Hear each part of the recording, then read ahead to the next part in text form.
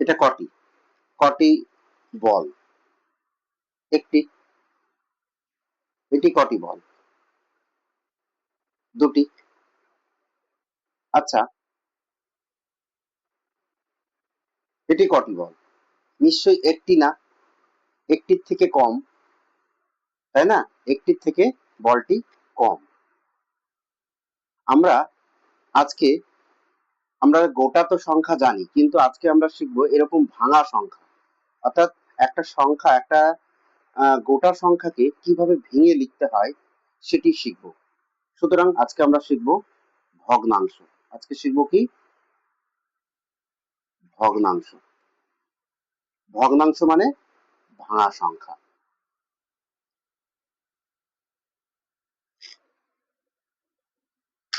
দেখো, এটি একটি পেজ, তাই তো বাচ্চারা?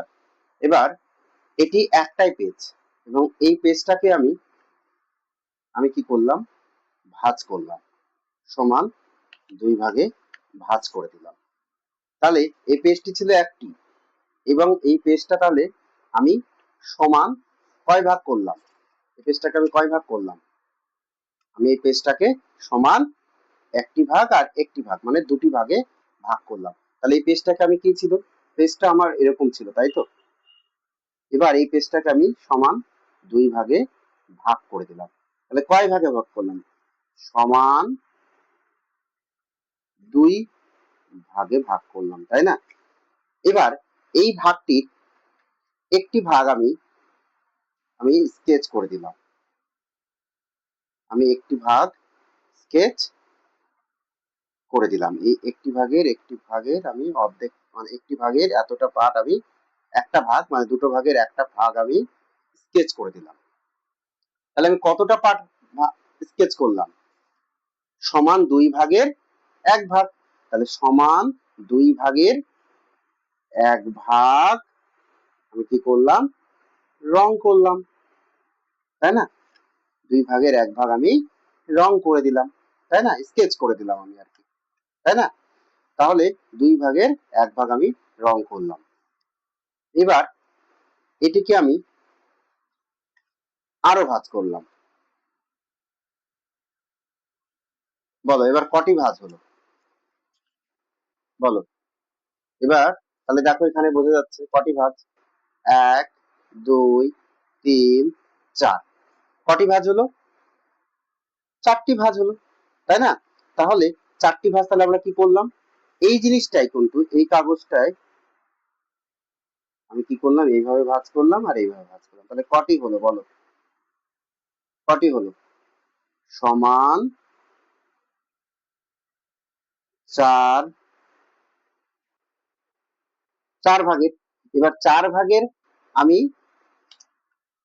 চার ভাগের এই ভাগটা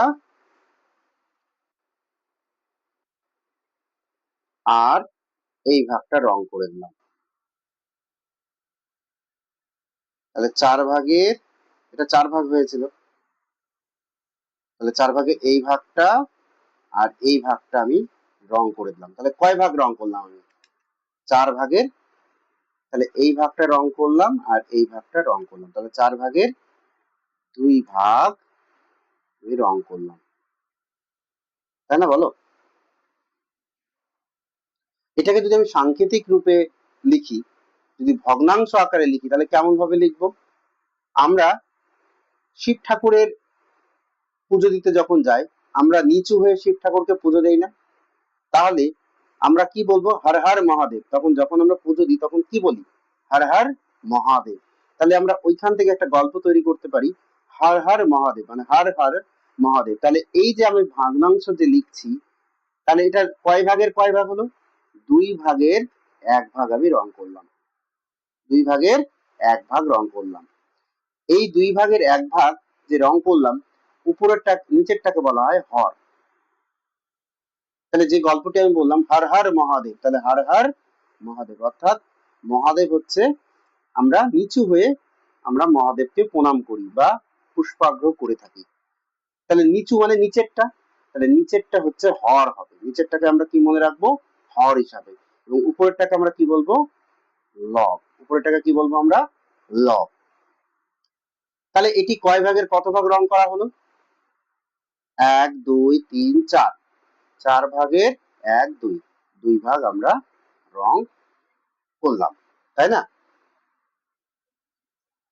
এবার আমরা 2 ভাগ রং করেছি, আবারও আমি আরেক ভাগ রং করে দিলাম। তাহলে আমি কতটা রং করলাম? তাহলে আমরা এই ছবি থেকে কি বুঝি? যে এই ছবিটাতে আমি 4টে ভাগ করেছিলাম, তাহলে এই ভাগটা রং করলাম, এই ভাগটাকেও রং করলাম, আবার এই ভাগটাকে রং করলাম। তাহলে কত ভাগের কত ভাগ রং করলাম আমি? সমান 4 ভাগের কয় ভাগ রং করলাম? 3 ভাগ রং করলাম, তাই না বলো? তাহলে এটা ভগ্নাংশ আকারে লিখলে কি হবে? 4 ভাগের যেটা ভাগ করব, আমরা টোটাল ভাগ করব, সেটা আমরা হরে বসাবো। তাহলে এখানে 4টে ভাগ করা আছে, 1 2 3 4, তাহলে 4টা হরে বসাবো। আর কয় ভাগ রং করা হয়েছে? 1 2 3, 3 ভাগ রং করা হয়েছে। তাহলে এত অংশ রং করা হয়েছে। তাহলে এগুলো কি হবে? সব অংশ। এটাও হবে অংশ। এত অংশ আমরা রং করেছি।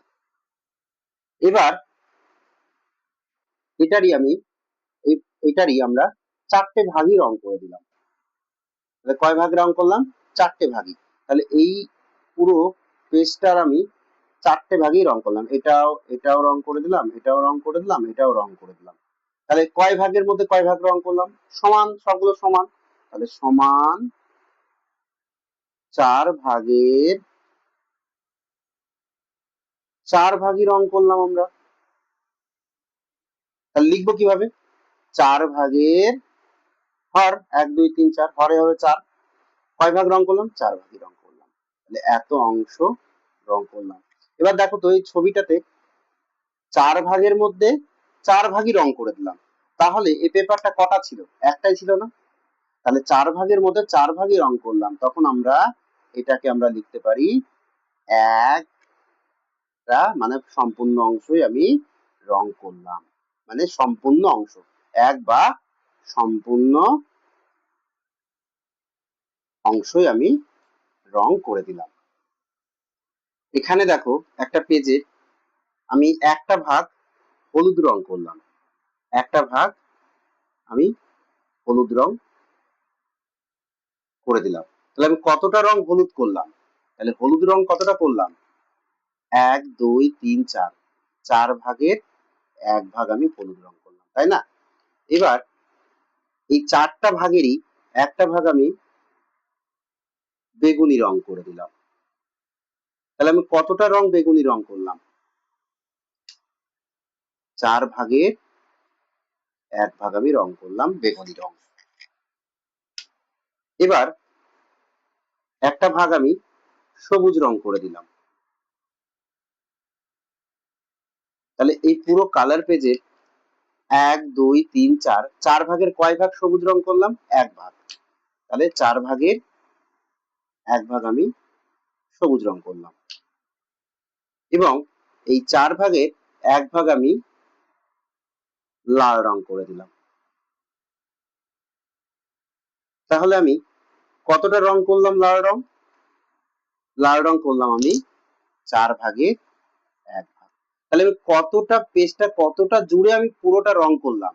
তাহলে হলুদ রং 4 ভাগের 1 ভাগ, নীল রং 4 ভাগের 1 ভাগ, সবুজ রং 4 ভাগের 1 ভাগ, এবং লাল রং 4 ভাগের 1 ভাগ আমি লাল রং করলাম।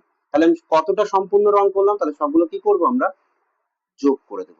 তাহলে যোগ করলে কি হবে? 4 ভাগ রং হয়েছে, তার মধ্যে হলুদ 1, নীল 1 বা কমলা বেগুনি 1, সবুজ 1 এবং লাল 1। তাহলে টোটাল কত ভাগ রং করা হলো? 4 ভাগ। 1 2 3 4, 4 ভাগের মধ্যে 4 ভাগই রং করা হলো। তাহলে রং কতটা করা হলো? সম্পূর্ণ অংশ, মানে 1 ভাগই আমার বা সম্পূর্ণ অংশই রং করা হলো, তাই না? সম্পূর্ণ অংশই রং করা